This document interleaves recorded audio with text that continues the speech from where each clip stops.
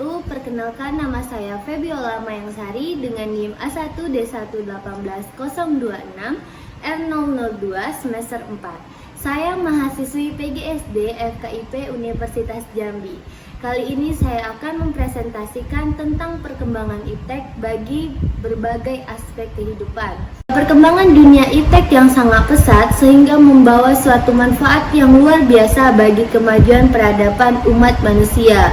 Jenis-jenis pekerjaan yang sebelumnya menuntut kemampuan fisik yang cukup besar, kini relatif sudah bisa digantikan oleh perangkat mesin-mesin otomatis. Kemajuan iptek yang telah kita capai sekarang benar-benar sudah diakui dan dirasakan dapat memberikan banyaknya kemudahan dan kenyamanan bagi kehidupan umat manusia. Akan tetapi dari perkembangan iptek ini juga terdapat dampak positif dan dampak negatifnya. Yang pertama, dari bidang informasi dan komunikasi. Dampak positifnya ialah kita akan lebih cepat mendapatkan informasi-informasi yang akurat melalui internet. Kemudian kita mendapatkan layanan bank yang dengan sangat mudah. Nah, dampak negatifnya pemanfaatan jasa komunikasi oleh jejaringan teroris.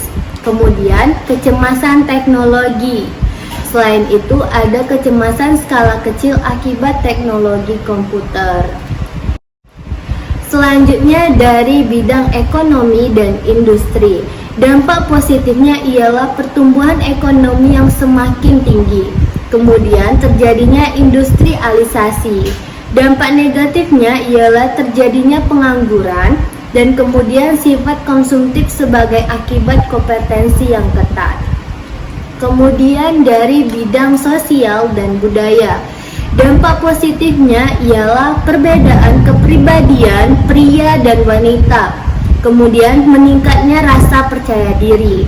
Selanjutnya dampak negatif dari sosial dan budaya ialah merosotnya moral di kalangan remaja, kemudian kenakalan remaja yang semakin meningkat. Selanjutnya dari bidang pendidikan, dampak positifnya ialah munculnya media elektronik sebagai sumber ilmu dan pusat pendidikan. Kemudian munculnya metode-metode pembelajaran yang baru. Dampak negatifnya ialah kerahasiaan alat tes semakin terancam. Kemudian penyalahgunaan bagi orang yang tidak bertanggung jawab. Yang terakhir dari bidang politik. Yang dampak positifnya ialah di bidang politik internasional juga terdapat kecenderungan tumbuh berkembangnya regionalisme, kemudian proses regenerasi kepemimpinan. Dampak negatifnya timbulnya gelombang demokratisasi, yaitu dambaan kekuasaan. Kemudian timbulnya unjuk rasa yang semakin berani. Selanjutnya, tingkatan teknologi berdasarkan penerapannya.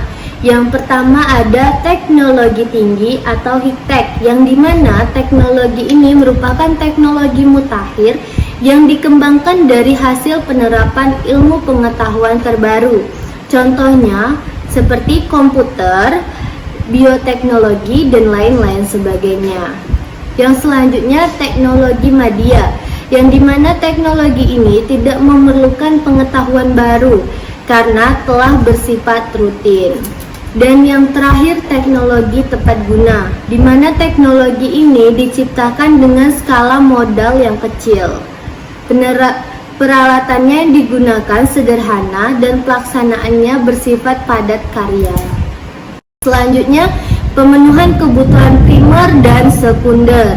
Kebutuhan primer ini yang pertama ada sandang, yang kedua pangan, dan yang terakhir papan.